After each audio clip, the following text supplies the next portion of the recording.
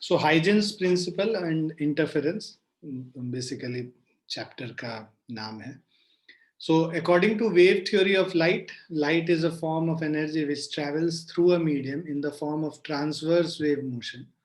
The speed of light in a medium depends upon the nature of medium. तो basically wave theory of light क्या कहता है कि light जो है ट्रांसवर्स वेव है, जो कि मूव करेगा किस स्पीड से, स्पीड ऑफ लाइट जो है उसके बराबर, स्पीड ऑफ लाइट के बराबर के स्पीड से ये मूव करता है. और वो नेचर ऑफ मीडियम पे भी डिपेंड करेगा. स्पीड ऑफ लाइट जो है किस उस मीडियम में, नेचर ऑफ मीडियम पे भी डिपेंड करेगा. और Maxwell propose that electromagnetic theory of light. So according to Maxwell, light is an electromagnetic wave which consists of mutually perpendicular time-varying elastic and magnetic fields. Electric and magnetic fields. Sorry.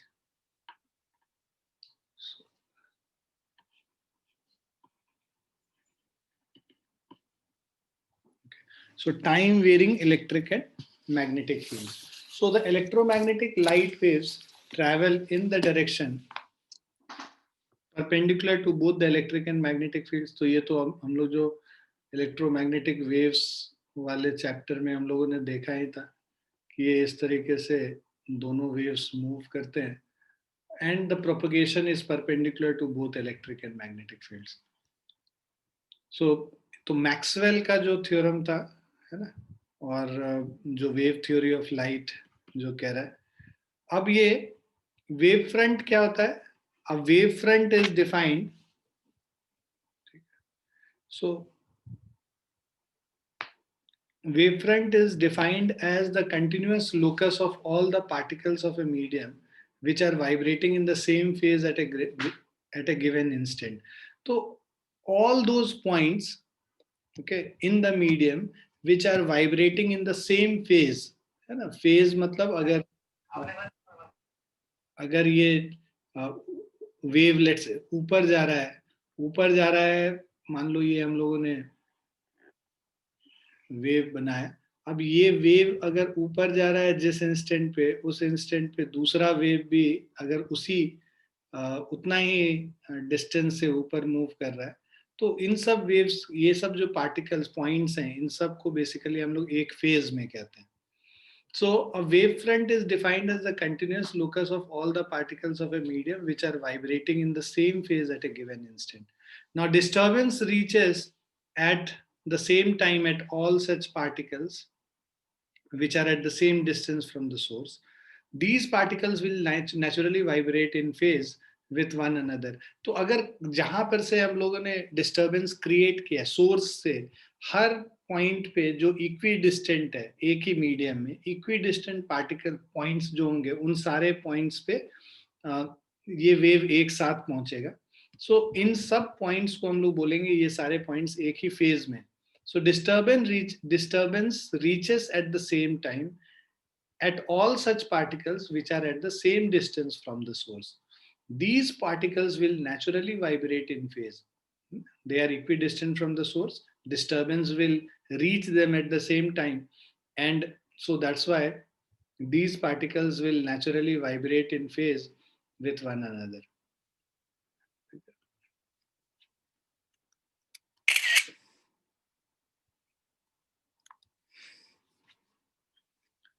Now the locus of all such particles is being called the wavefront.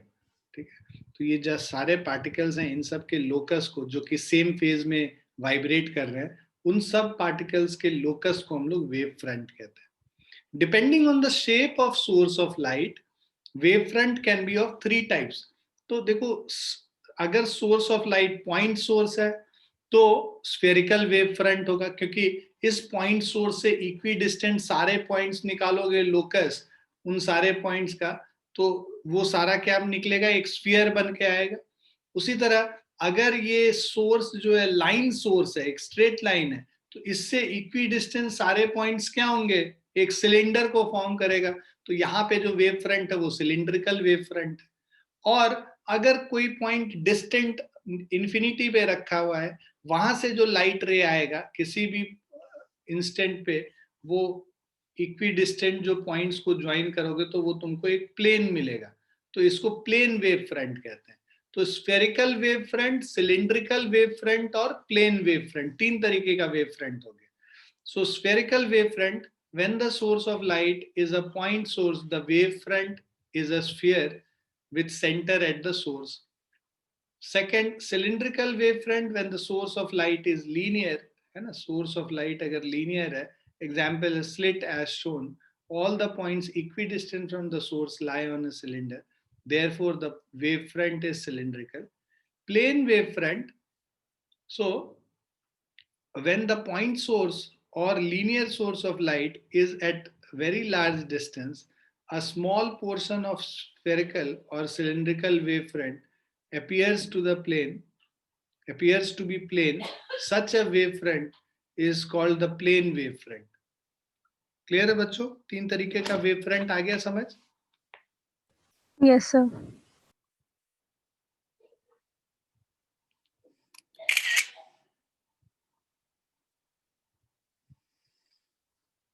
Now for a point for a point source of light, wavefront is spherical.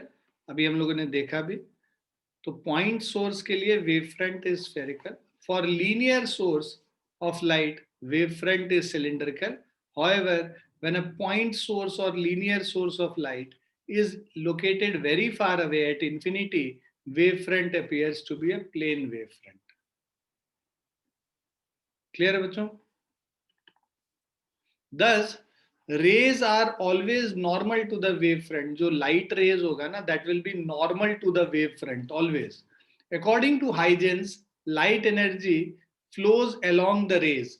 तो यहाँ पे देखो, जब light rays ऐसे parallel है, मतलब ये plane wavefront, ठीक है, ये प्लेन वेव फ्रंट हो गया, और उससे परपेंडिकुलर डायरेक्शन में लाइट रेज. लाइट रेज अगर डाइवर्ज कर रहा है ना, तो ये डाइवर्जिंग स्फेरिकल वेव फ्रंट हो गया, डाइवर्जिंग स्फेरिकल वेव फ्रंट. और जब कन्वर्ज कर रहा है तो ये कन्वर्जिंग स्फेरिकल वेव फ्रंट कहते हैं.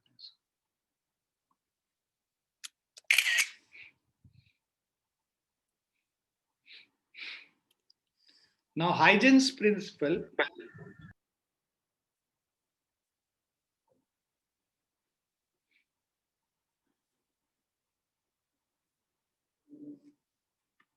So Huygens principle क्या है? Huygens have a hypothesis for geometrical construction of the position of a common wave front at any instant during the propagation of waves in a medium. So Huygens gave a hypothesis for geometrical construction of the position of common wave front. ठीक है? At any instant during the propagation of waves in a medium. Every point on the given wavefront act as a fresh source of new disturbance called secondary wavelets. ठीक है? तो ये जो point है, ये primary wavelet है basically. ये primary wavelet हो गया, प्राइमरी वेवलेट हो गया, primary wavelet and primary wavelet. तो हर पॉइंट जो इस प्राइमरी वेवलेट पे लाई कर रहा है, that will be a source for the secondary wavelet. Every point on a given wavefront act as a fresh source of new disturbance called the secondary wavelet, which travels in all the direction with the velocity of light in the medium.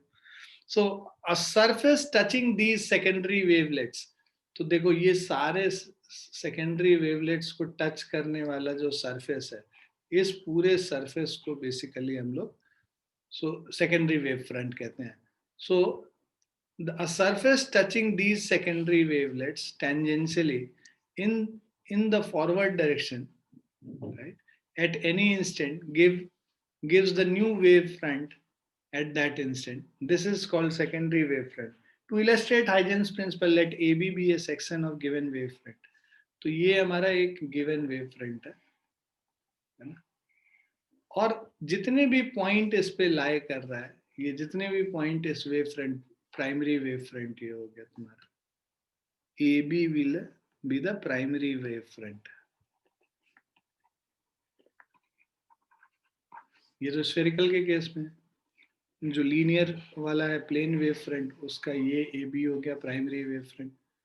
Now to illustrate, let AB be a primary wave front at any instant Figure A shows a primary spherical wavefront AB and figure B shows a primary plane wavefront AB. ठीक है? To find the position of a secondary wavefront after time t, take points 1, 2, 3, 4. तो हम लोगों ने क्या किया, इस primary wave front में 4 पॉइंट ले लिए, 1, 2, 3 और 4. ये चारों पॉइंट अब सेकेंडरी वेव फ्रंट फॉर्म करेगा. तो ये हमारा सेकेंडरी वेव फ्रंट है.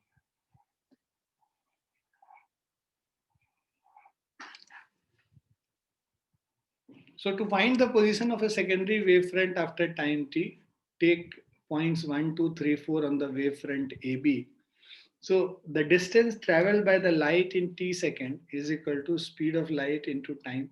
तो t second में distance कितना move करेगा? Speed into time is distance. So c into t, where c is the velocity of light in medium. Taking each point as center, draw spheres of radius c into t. Her point को centre रख के sphere of radius c into t हमने बना लिया. These spherical surfaces represent the position of secondary wavelets at any time t. Draw a surface A1, B1 touching tangentially all the secondary wavelets in the forward direction. तो हम लोगों ने ये A1, B1 बनाया. ठीक है. So ये हो गया, the surface A1, B1 is the secondary wavefront. Surface A2, B2 touching tangentially. तो दो सेकेंडरी वेव फ्रंट हम लोग को दिख रहा है, एक A1, B1 दिख रहा है और ये A2, B2 दिख रहा है. It is noted that in a homogeneous isotropic medium, ठीक है, during the wave propagation, the radius of the spherical divergent wave front increases uniformly with time and a wave front is propagated parallel to itself. ठीक है. तो ये wave front जो है आपस में पैरेलल है, ये दिख रहे हैं यहाँ पे, and that is because the radius of spherical divergent wave front increases uniformly with time. ठीक है.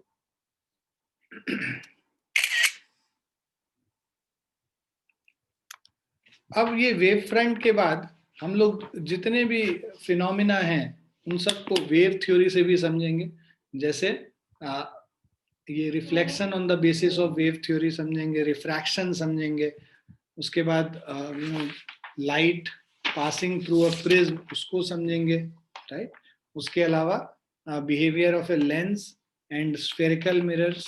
तो ये सारी चीजें हम लोग समझेंगे आज के क्लास में using the wave theory.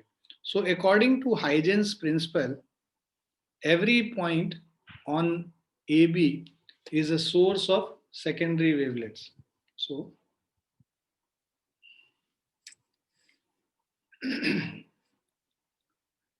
Huygens principle से आप देखोगे every point on AB is a source of secondary wavelet, right?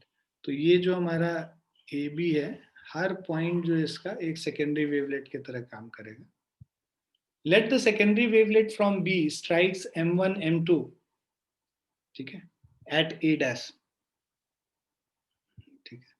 So ये जो सेकेंडरी वेवलेट B का है, ये M1, M2 को जो स्ट्राइक करता है, ये कहाँ पे करता है? A dash पे स्ट्राइक करता है. ठीक है.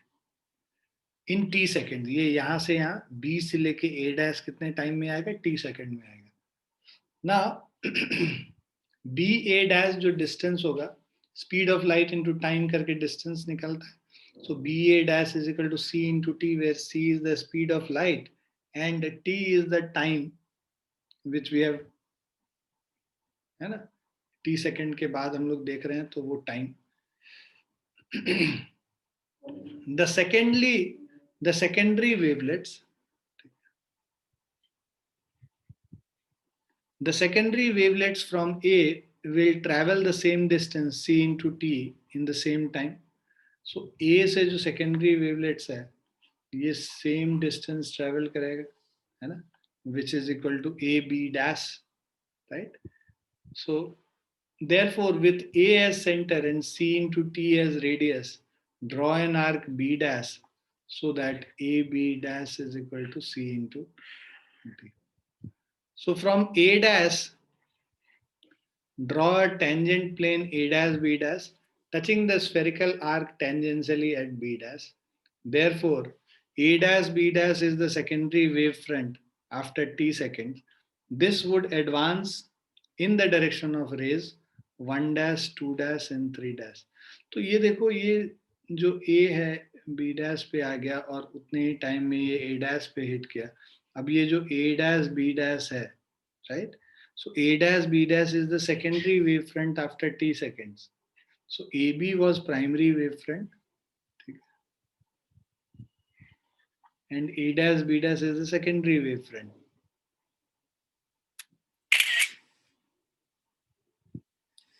Now we can show that secondary wavelets starting from any point D on the incident wavefront AB. तो ये जो इस point से start करने वाला any point, right, on the incident wavefront AB must reach the point D dash on A dash B dash after reflection. तो जितने time में ये B A dash पे पहुंचा, उतने टाइम में A B dash पे पहुंचा, और उतने ही टाइम में D P पे पहुंच के P से D dash पे पहुंचा. ठीक है. सो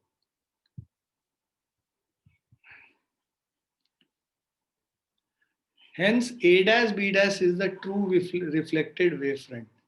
तो ये जो A dash B dash है, this is the true reflected wavefront. Now in this figure, angle of incidence I is equal to BA dash, angle of reflection R is equal to B dash A dash A. तो ये देखो BA dash जो है ये angle of incidence होगा, और ये जो B dash A dash A है, B dash A dash और A, ये जो एंगल है ये एंगल ऑफ रिफ्लेक्शन होगा. ठीक है. इन ट्राइंगल्स A dash B, तो ये देखो A dash B, ये वाला जो ट्राइंगल लगा हुआ है, और दूसरा जो ट्राइंगल है A dash B dash, ये वाला जो ट्राइंगल, देखो ये दोनों एंगल सेम है. उसके अलावा ये जो A dash है वो कॉमन हो गया. ठीक है. सो BA dash और ये जो डिस्टेंस है BA dash and AB dash, ये भी इक्वल है C इंटू टी के बराबर. एंगल B ये 90 डिग्री हो गया. ठीक है. ये 90 डिग्री हो गया, राइट. ये I is equal to R तो हमें प्रूव ही करना था. तो ये 90 डिग्री है और ये डिस्टेंस इस डिस्टेंस के बराबर है, और ये कॉमन हो गया ये डैश. ठीक है. सो A dash is common, BA dash और AB dash C into T के बराबर, और एंगल BB डैश 90 डिग्री के बराबर. So triangles are congruent. So BA dash is equal to B dash A dash A. So ये जो दोनों triangle हम लोग बताया, तो वो basically angle I is equal to R हो गया. तो ये जो angle I is equal to R है, this is the first law of reflection.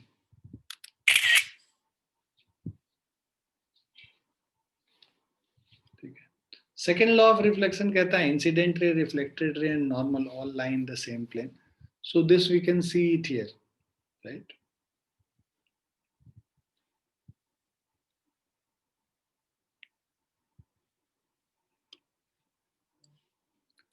Now refraction on the basis of wave theory. So if C1 is the velocity of light, okay, so if C1 is the velocity of light in rarer medium, and C2 is velocity of light in denser medium. So mu is equal to C1 upon C2. ठीक है.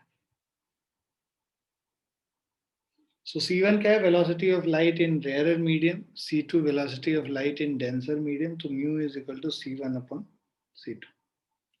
Now AB is a plane. Let AB is a plane wavefront incident on XY.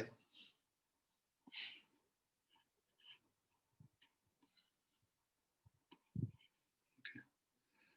So AB is a plane wavefront incident on XY. at angle BAA dash, okay, is equal to angle I.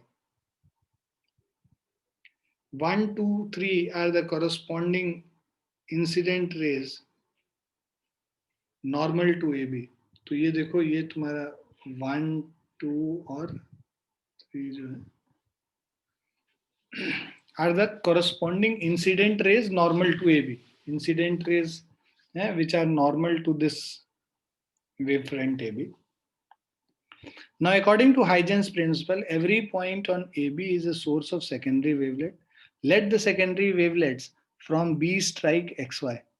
ठीक है.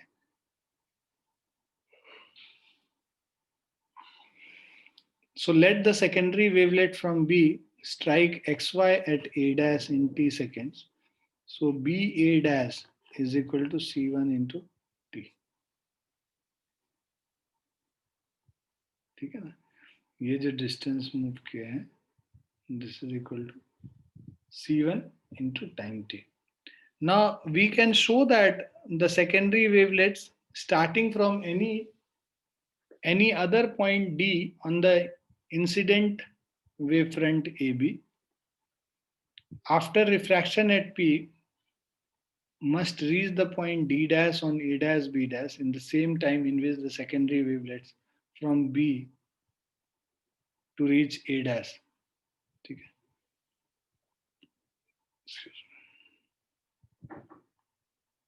So जितने time में B A dash को आया, D जो है point P पे आ जाना चाहिए. ठीक है ना.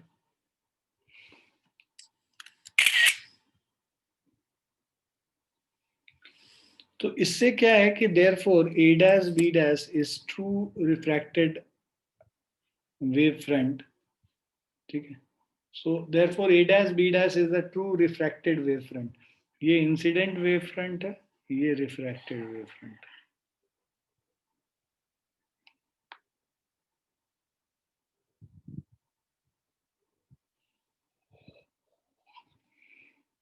Now let R be the angle of refraction.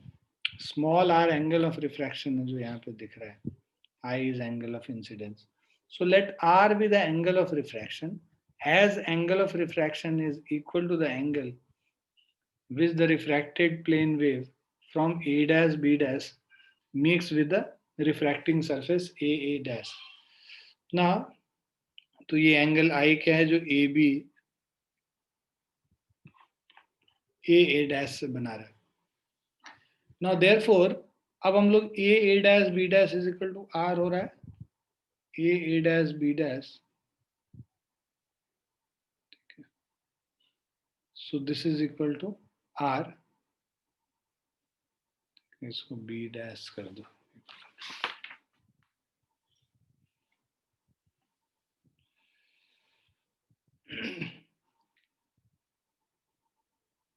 गलत लिखा. So A dash B, this is equal to R.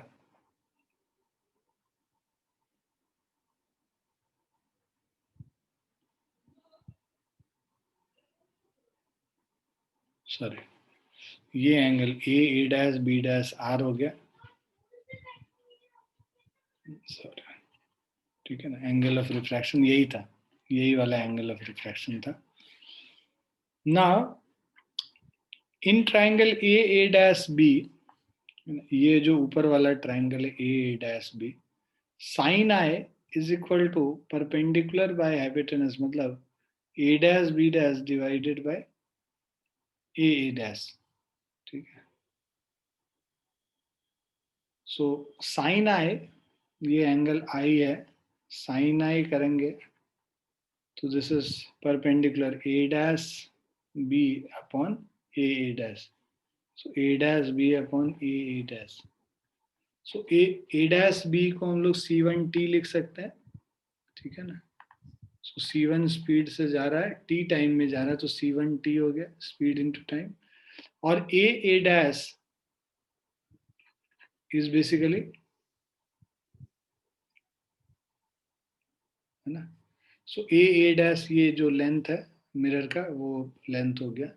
Now in triangle A dash B dash, तो हमारे पास जो ए डैश और ये बी डैश है triangle. So in triangle A dash B dash sin R is equal to, ये sin R is AB dash upon A dash, right? तो AB dash तो हम लोगों ने पढ़ा दिया है, right? C2T होता है और ये this is equal to A dash.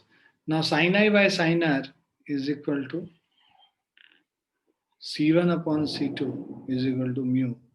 So mu is equal to sin I by sin R. Now hence which proves Snell's law of diffraction. So Snell's law of diffraction यही था, mu is equal to sine i by sine are.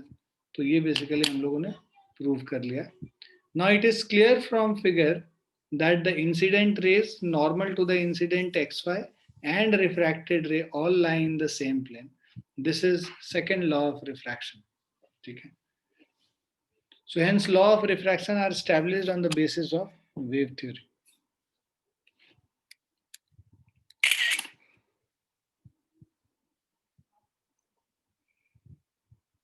So wavelength and frequency.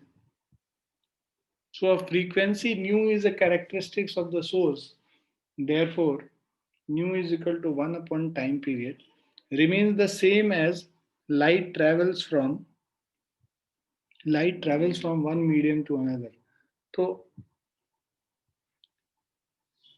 ठीक है. So as frequency nu is characteristic of the source, therefore nu is equal to 1 upon time t होता है, remains the same as light travels from one medium to another. v1 is equal to v2 हो गया, ठीक है, और mu is equal to lambda 1 upon lambda 2. So therefore the wavelength in a medium is directly proportional to the speed and inversely proportional to the refractive index. Mu is equal to c by v होता है, ठीक है. So mu is equal to, since mu is equal to c by a,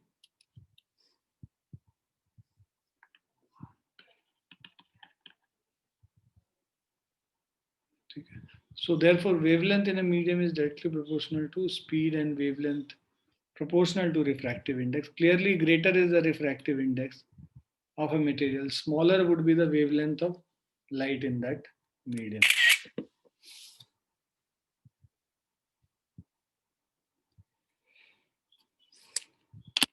But just give me 1 minute, okay?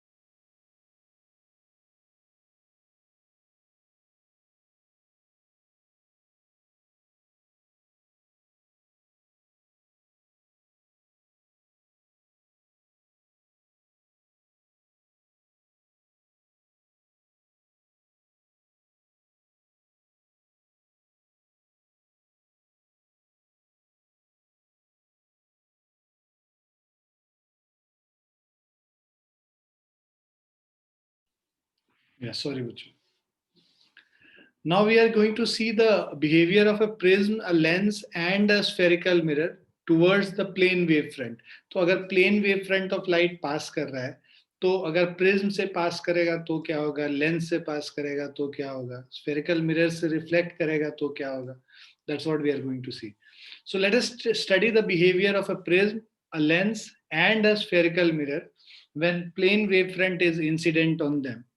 So if you see behavior of a prism, so in figure ABC is a prism. Let's say ये एक prism है हमारा with small angle A on which plane wave front KB is incident. तो ये एक plane wave front आ रहा है, plane wave front KB is incident.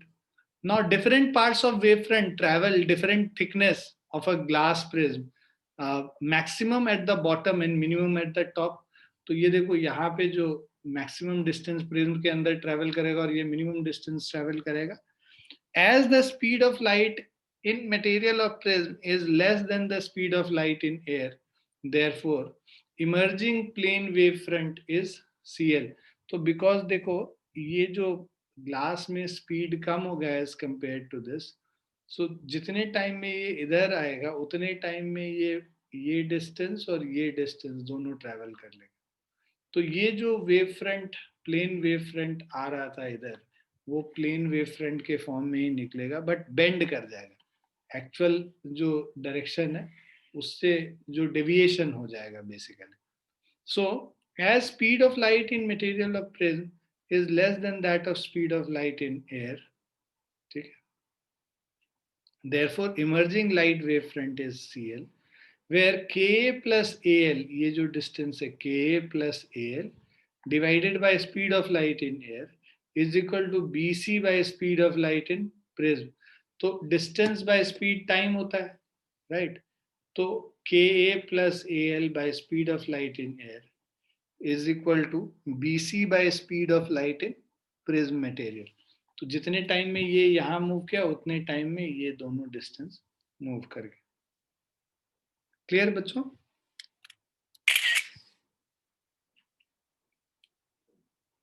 अब दूसरा हम लोग कर रहे हैं behaviour of lens.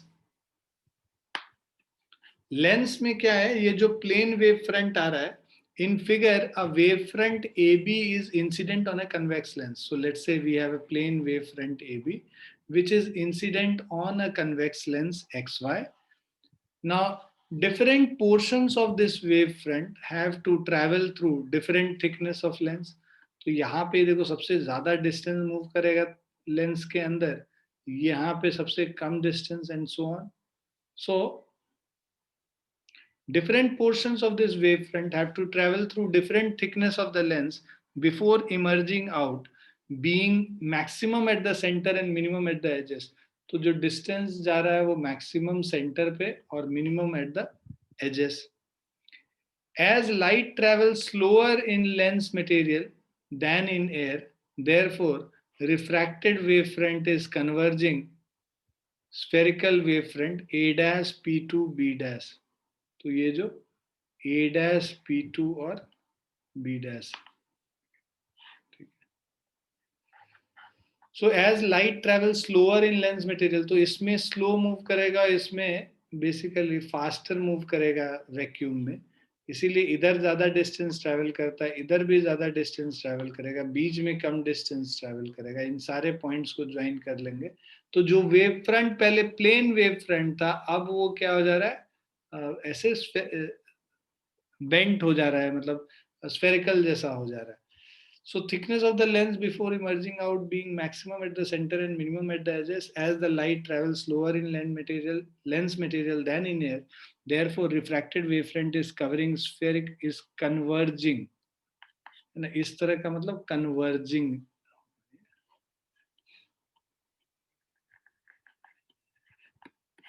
So therefore, the refracted wavefront is converging spherical wavefront A dash P2 B dash such that AX plus XA dash.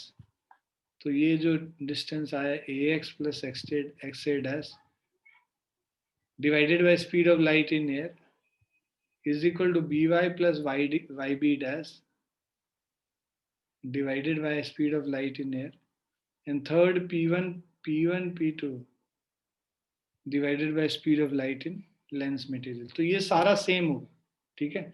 So the corresponding rays have been shown by dotted lines clearly on passing through a convex lens. The parallel tend to converge.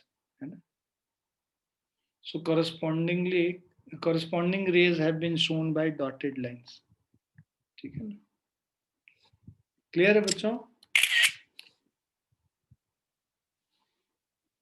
Yes, sir. अब behaviour of a lens के बाद behaviour of spherical mirrors. So behavior of spherical mirrors in figure, a plane wavefront AB is incident on a concave mirror. So हमारा एक plane wavefront है AB. This is incident, let's say, on a concave mirror. ठीक है, this is our concave mirror.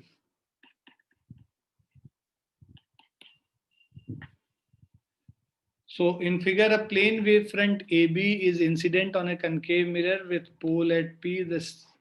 The center of the wavefront has to travel the largest distance to P.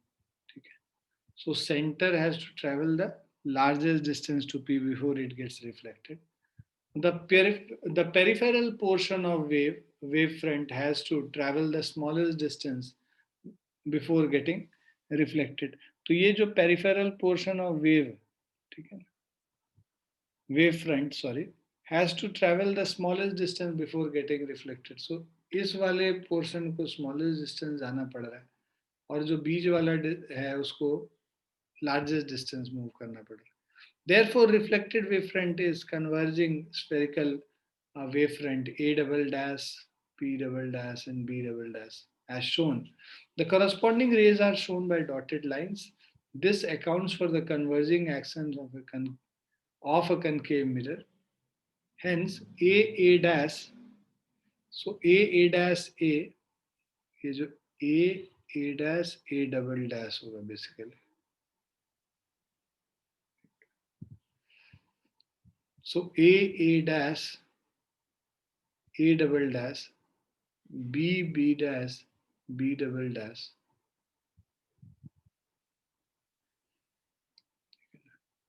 और PB plus ये जो PP dash, sorry, जो PP dash plus P dash P double dash, so P से P dash से P basically, और उसके बाद P से P डबल डैश. ठीक है,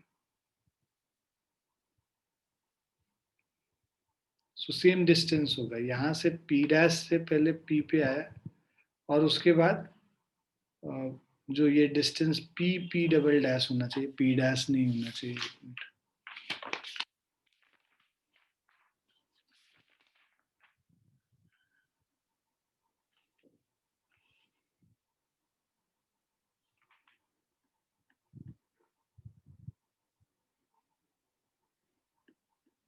A डैश एंड A वापस आया. A dash A double dash is equal to B dash B double dash is equal to P dash P double dash. P dash P plus P double dash. ठीक है. Now similarly when मतलब basically क्या है, light रे पहले यहाँ से इधर गया और यहाँ से लौट के यहाँ पहुंचा. यहाँ पे लाइट रे पहले इधर गया, इधर से आके यहाँ पे पहुंच गया. लाइट रे जो इधर गया वो इधर से आके पहुंच के यहाँ पे पहुंच गया. Now similarly, when a point source of light S is at the focus of a concave mirror, let's say हमारे पास एक point source of light है S, now which is placed at the focus of a concave mirror, then a diverging spherical wavefront falls on the mirror as shown in figure. The reflected rays are parallel to the principal axis. Therefore, the reflected wavefront is a plane wavefront.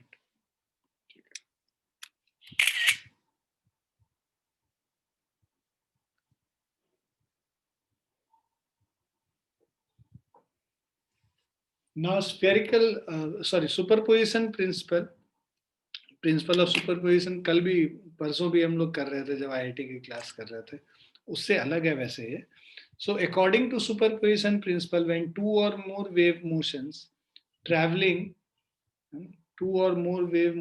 traveling through a medium superimpose one another, a new wave is formed in which the resultant displacement y at any instant is given to the vector sum of the displacement due to individual waves y1 and y2 at that instant. तो basically क्या है, जो y का value है disturbance, that is equal to vector sum of all, ठीक है। So vector sum of the displacement due to individual waves y1 y2 को अगर हम लोग ऐड कर देते हैं तो y is equal to y1 plus y2 plus y3 plus y4, इन सबको हम लोग ऐड कर लेते हैं. So when crest of one wave falls on the crest of other, अगर एक वेव का क्रेस्ट दूसरे वेव के क्रेस्ट पे गिरा, so the amplitude of the resultant wave is sum of the amplitude of two waves. So अगर दो wave को अगर हम लोग ने इस तरह से देखा कि दोनों, ठीक है, so two waves y1 and y2, so ये जो वेव है जो y1 वाला है ये बेसिकली हम लोगों का,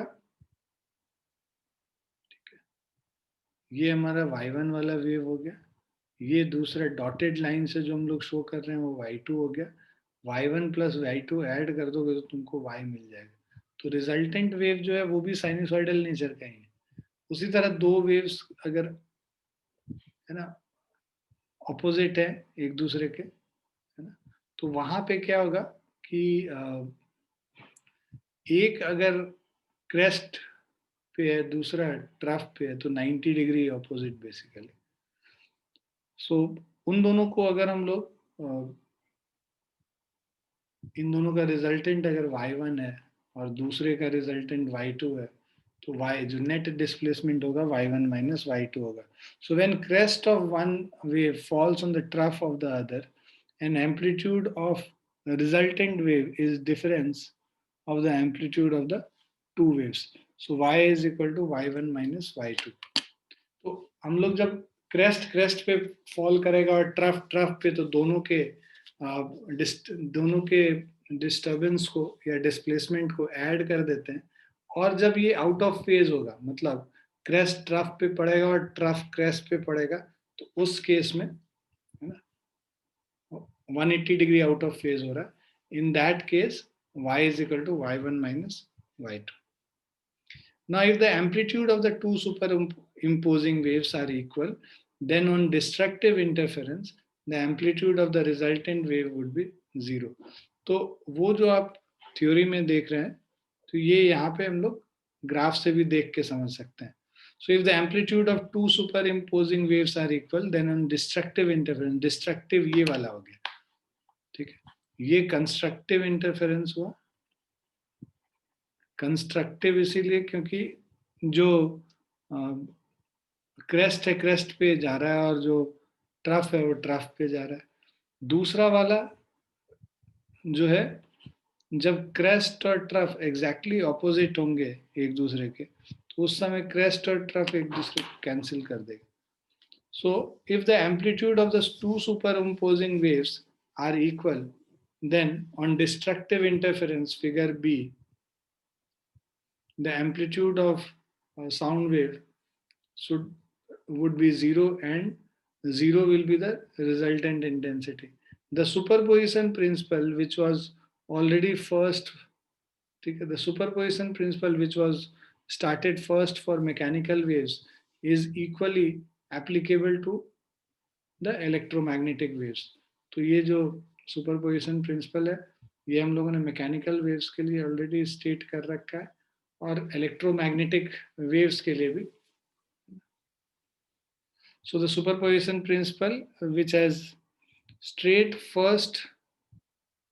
which was stated first for mechanical waves is equally applicable to the electromagnetic waves as well.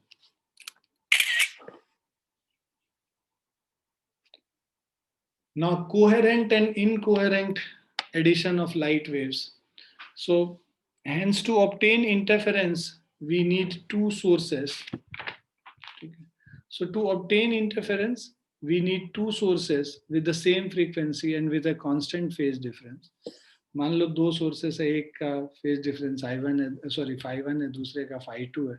Such a pair of sources is called coherent sources. ठीक है. So coherent sources क्या होगा? When two surfaces with the same frequency and with a constant difference, constant phase difference. दो ऐसा source जिसका frequency same है and constant जो है फेज डिफरेंस. ना ये जो वैल्यू है I is equal to I1 plus I2 plus I12,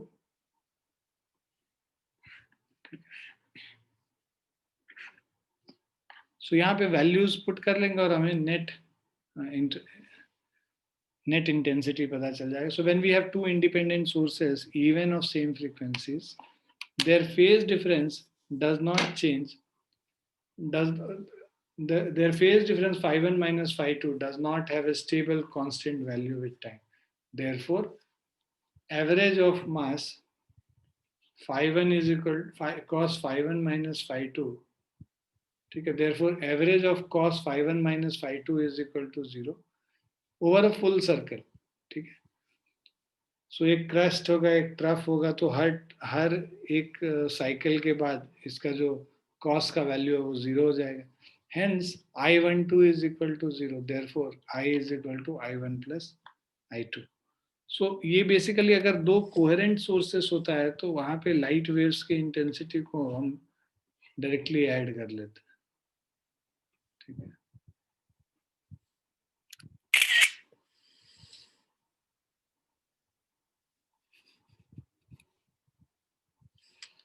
अब ये क्वेश्चन देखो, क्वेश्चन कह रहा है light waves from to coherent sources having intensities I and 2I. तुम्हारे पास दो सोर्सेस हैं, I1 is equal to I है और I2 is equal to 2I, cross each other point with a phase difference of 60 degree. phi is equal to 60 degree. What is the resultant intensity at that point? So I is equal to I resultant is equal to root under, sorry, I1 plus I2 plus 2 root under I1 I2 into cos phi. So I1 plus I2, I plus 2I plus 2 into I into 2I cos of 60 degree. So this is 3I,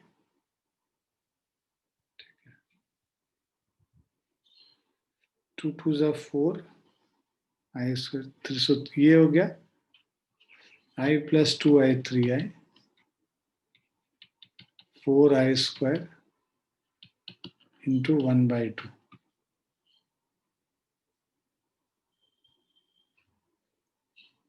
to root under I1 I2 कर रहे हैं.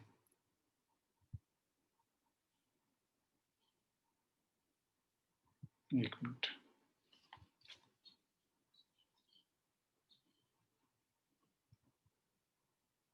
तो 2 और into root 2, 2 रूट 2 I into 1 by 2, 2 2 cut गया, तो 3I plus root 2I आ गया.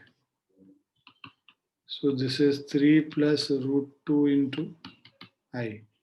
3 plus root 2, 3 plus 1.414, 4.1414, 1.414 था ना, 4.414 हो जाएगा. So 4.414 I हो गया, ठीक है. Now what is the resultant intensity at that point, and if the source were incurrent, coherent, what would be the resultant velocity? So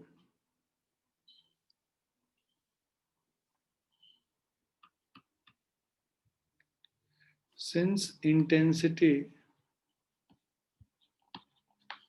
is proportional to amplitude square, so in this case resultant intensity तो हम लोगों ने निकाल लिया first वाला case में. Incoherent sources जब होता है, so for incoherent sources, so ये है हमारा कोहेरेंट सोर्सेस का.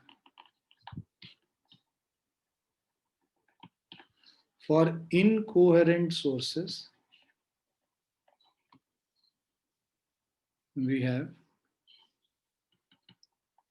net I resultant is I1 plus I2, है ना, मतलब I plus 2I, so this is equal to 3I होगा, ठीक है। सो ये इनकोहेरेंट सोर्सेस के लिए 3I हो गया और कोहेरेंट सोर्सेस के लिए 4.414I हो गया। क्लियर है बच्चों? सो अगली क्लास में हम लोग coherent sources, interference of light और यंग्स डबल स्लिट एक्सपेरिमेंट ये सब करेंगे, है ना। और मेरे ख्याल से ये यंग्स डबल स्लिट और ये सब करने में 2 दिन लगेगा, तो इस वीक में हमारा ये खत्म हो जाएगा। फिर डिफ्रैक्शन ऑफ लाइट है, उसमें 2-1 क्लास लगेगा एंड तब हमारा वेव ऑप्टिक्स खत्म होगा, ठीक है। ठीक है बच्चों।